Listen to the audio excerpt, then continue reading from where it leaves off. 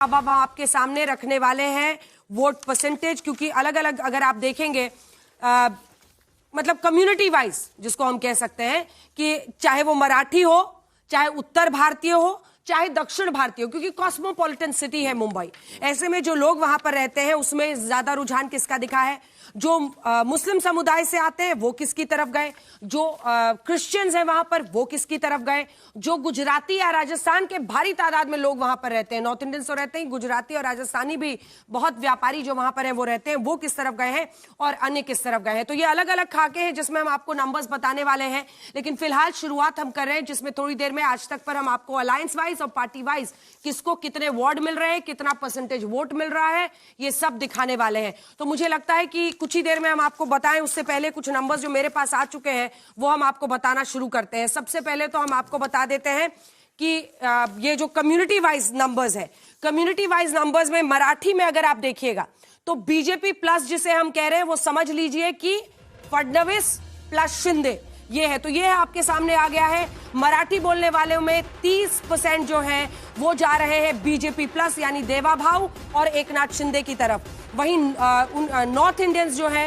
वो 68% उनकी तरफ जा रहे हैं। 68% हिंदी भाषी जो है, मतलब आप सोचिए 68% सीधा एक तरफा दुबे जी आपकी पार्टी की तरफ नहीं जा रहे हैं, वो देवेंद्र फडणवीस और एकनाथ शिंदे की तरफ। और वहीं दक्षिण भारतीय वो भी ये जो लुंगी पुंगी वाला पुराना वाला जो है उठाया था ना बाला साहब ठाकरे का, एक वो राज ठाकरे ने, वो नहीं चला है और इसकी वजह से ध्रुवीकरण हुआ। 61% सीधा जा रहा है देवेंद्र फडणवीस और शिंदे की तरफ। वहीं मराठी स्पीकिंग में आप आगे हैं 19% ज्यादा, लगभग आधी आबादी मराठी बोलने वालों की वोट कर रही है ठाकरे ब्रदर्स को। वहीं हिंदी भाषी सिर्फ 19% ठाकरे ब्रदर्स को वोट कर रहे हैं और 21% वोट कर रहे हैं ठाकरे ब्रदर्स को दक्षिण भारतीय। वहीं कांग्रेस को 8% मराठी, 2% हिंदी भाषी और 8% दक्षिण वासी जो है। वहीं अदर्स को जा रहा है 13% मराठी वोट, 11% हिंदी भाषी और दक्षिण भारत के 10% वोट। अब आ जाइए मुस्लिम वोट पर। तो मुस्लिम वोट जब आप देखिएगा, मुस्लिम वोट में बीजेपी प्लस को जा रहा है सिर्फ 12%, क्रिश्चियंस का 24% और गुजराती राजस्थानी का एक बार फिर से एक तरफा वोट जाता हुआ दिख रहा है 69% यानी 69% लगभग, जिसको आप कह सकते हैं टू थर्ड आप इसको कह सकते हैं, सीधा जा रहा है गुजराती राजस्थानी का बीजेपी प्लस यानी फडणवीस कम शिंदे को, और अन्य को जा रहा है 66%, जो कि थोड़ा सा इसको देखना, एक बार जल्दी से दिखाइए तो उनको नहीं प्रदीप जी को दिखाइए। अदर्स को 66% कैसे जा रहा है? अदर्स का मतलब ये जो इन कम्युनिटी के दीगर है, कहने का मतलब ये कम्युनिटी कौन कौन उसमें शामिल है, कौन कौन शामिल है? हाँ, उसमें जैसे आप ले लीजिए कि आजू बाजू के जो लोग रहते हैं, जैसे गोवंश हो गए, कोंकणी हो गए। अब उनकी अलग से कल्पना और संकलन नहीं है। कुछ लोग यूटी से आते हैं, यहाँ दमन दीव इस तरह के छोटे छोटे पॉकेट, मतलब महाराष्ट्र से बाहर राज्यों के ही लोग हैं, महाराष्ट्र के बाहर राज्यों के ही लोग हैं। उनका 66% भी जा रहा है देवेंद्र फडणवीस और शिंदे को। बाकी मैं बता देती हूँ, फिर आपके पास आ रही हूँ। वहीं यूबीटी गुट को जो मुस्लिम वोट है वो बटा तो है, लेकिन ठाकरे ब्रदर्स को 28% ही जा रहा है। 41 वो जा रहा है अभी भी कांग्रेस को इस सर्वे के मुताबिक, और 29% दोनों ठाकरे ब्रदर्स और कांग्रेस को क्रिश्चियंस का जा रहा है। गुजराती राजस्थानी का 18% जा रहा है ठाकरे ब्रदर्स को, 4% साहिल जा रहा है कांग्रेस को, और वहीं अदर्स का 13 और 11%। तो मुझे लगता है बाय एंड लार्ज सबसे बड़ा जो टेक अवे है वो है हिंदी भाषियों का एकजुट होना, गुजराती राजस्थानी का एकजुट होना शिंदे फडणवीस के पक्ष में। वहीं पर अगर यूबीटी गुट फायदा उठा रही है तो आधी आबादी मराठी स्पीकर्स की, मराठी लोगों की उसको मिल रहा है, और मुस्लिम वोट अभी भी कांग्रेस की तरफ ज्यादा जाता हुआ दिख रहा है। नहीं, इस पे एक टेक अवे ये भी देखा जा सकता है कि जो मराठी बनाम गैर मराठी, ये जो पोलराइजेशन है वो ज्यादा हुआ, लेकिन मराठियों का पोलराइजेशन, मराठी भाषियों का पोलराइजेशन, अगर ये एग्जिट पोल के प्रेडिक्शन सही निकले तो ठाकरे बंधु यानी एमएनएस और शिवसेना यूबीटी जितना उन्हें एक्सपेक्टेड था, क्योंकि एक वक्त था कि 30% तो जा रहे नहीं, हैं फिर भी फडणवीस और उनकी तरफ। 2017 में यही एग्जिट पोल ये दिखा रहा था कि शिवसेना यूबीटी को मराठी भाषियों के 60% से ज्यादा वोट पड़े थे। प्रदीप गुप्ता जी को पता है, उनका ही एग्जिट पोल था। लेकिन आज की स्थिति में वो 49% हो चुके हैं। यानी इसका मतलब ये कि जितना पोलराइजेशन उन्हें एक्सपेक्टेड था, यही नंबर अगर 70 होता तो शायद नंबर कुछ और निकल सकता। 41 क्या शिंदे फैक्टर। और मुझे लगता है इस मामले में देवेंद्र फडणवीस भी फैक्टर हो सकते हैं। लेकिन देवेंद्र फडणवीस भी कितने अग्रेसिव थे साहब, वो हर पक्ष पर कहते थे मैं मराठी नहीं हूं क्या। देखिए महत्वपूर्ण सवाल क्या है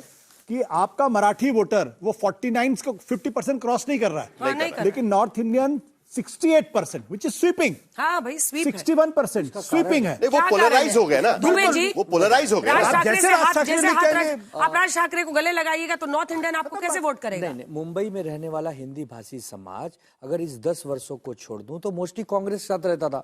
इन 10 वर्षों में मोदी जी बनारस से सांसद हैं, योगी जी यूपी में सीएम हैं, जरूर आना जाना होता है हिंदी भाषी समाज का नॉर्थ की तरफ। अभी अभी बिहार में उनकी सरकार बनी है तो स्वाभाविक सी बात है कि झुकाव उस तरफ है।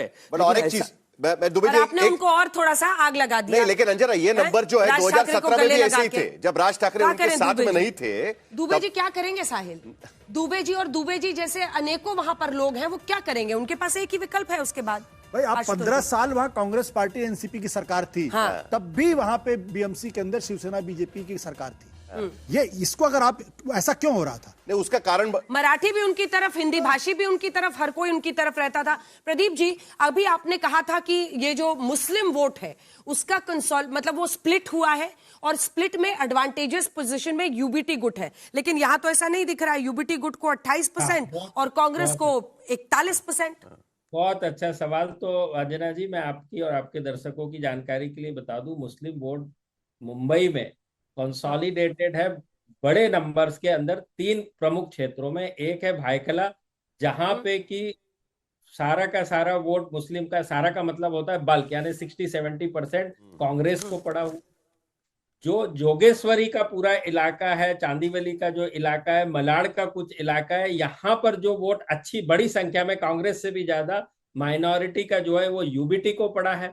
और तीसरा बड़ा ग्रुप और चंक है वो है गोवंडी मानखुर्द, वहां पे मुस्लिम वोट समाजवादी पार्टी को भी पड़ा है। अबू आसिम आजमी जहां से एमएलए है, बिल्कुल वो वहां से आते हैं। और आपको बता दूं भायखला से एमआईएम के जो पहले 2014 में असेंबली में चुनाव जीते थे असदुद्दीन ओवैसी की पार्टी को, वहां पर भी थोड़ा सा मिलता है। वहां कांग्रेस और एमआईएम के बीच में मुस्लिम वोटों का बंटवारा ठीक से बड़ी संख्या में हुआ है।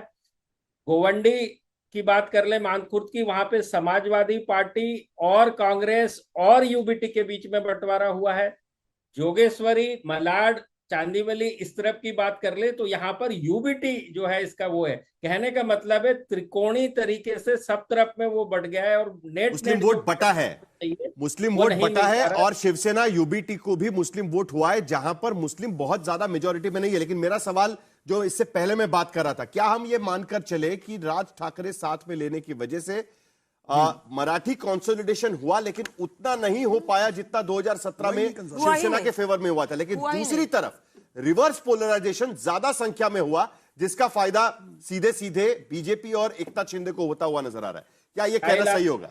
बिल्कुल सही है साहिल, आप मुंबई से हो लेकिन आप उसको आप वैसे देखिए कि यहाँ पे मराठी कंसोलिडेशन की जो आप बात कर रहे हैं उसमें आपको शिंदे सेना और शिंदे जी को नहीं भूलना चाहिए। वो थाने से आते हैं तो जितना मुलुंड का एरिया है, भांडुप का एरिया है, मानखुर्द का एरिया है, यहाँ के जो मराठी हैं इन्होंने बड़ी संख्या में जो है शिवसेना को शिंदे गुट को वोट किया है। इसके चलते आप देख पा रहे हैं। और दूसरा उसके उलट जो नॉर्थ इंडियंस हैं बिकॉज ऑफ एमएनएस वहां पर गए हुए हैं। जो गुजराती हैं वो तो पहले भी बीजेपी को जाते थे, लेकिन इस बार बड़ी संख्या में जो कंसोलिडेशन जो कि एक 55-60% मिलते थे, लेकिन ये 68 और 70% की तरफ नॉर्थ इंडियन और राजस्थानियों का जो मुकाबला एक तरफा हो रहा है उसमें ये बड़ा फर्क है। लेकिन मैं आपके दर्शकों को एक चीज और बता देना चाहता हूं, क्योंकि बीएमसी महानगर का चुनाव है तो वोटर टर्नआउट एक बहुत बड़ा रोल प्ले करेगा। ये सारा का सारा जो हमारा आकलन है ये मानते हुए कि करीब 54% वोटर टर्नआउट फाइनल होने की उम्मीद है उसको लेते हैं। 54 से कम होता है तो वो बीजेपी शिवसेना के लिए ठीक नहीं होगा।